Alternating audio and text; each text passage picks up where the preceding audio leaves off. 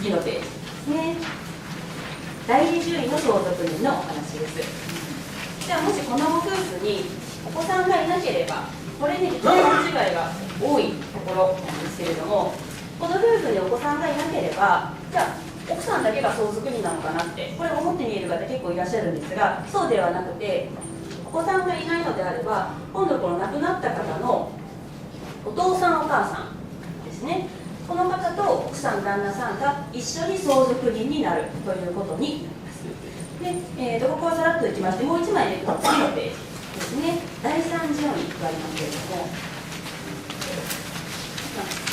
順序でいきますと、おそらくお父さんお母さんすでに亡くなられていることの方が多いんじゃないかなと思います。その場合は、じゃあ晴れて奥さん旦那さんだけが相続になるかというとそうではなくて、もう一段階まであります。それがこの亡くなられた方の兄弟姉妹で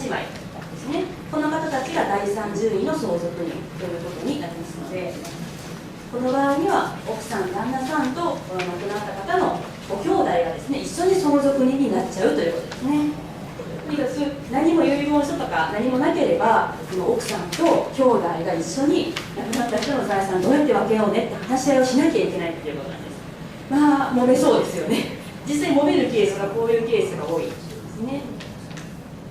でちなみに補足ですけれども、もしこの場合にご兄弟の中にすでに亡くなっている方がいれば代収しますので、甥っ子姪っ子まで相続人になる可能性があります。で兄弟の代収は1回だけなので、もし甥っ子姪っ子まで亡くなっていればこの下は関係ないです。これは第一順位お子さんとかの場合と違うことで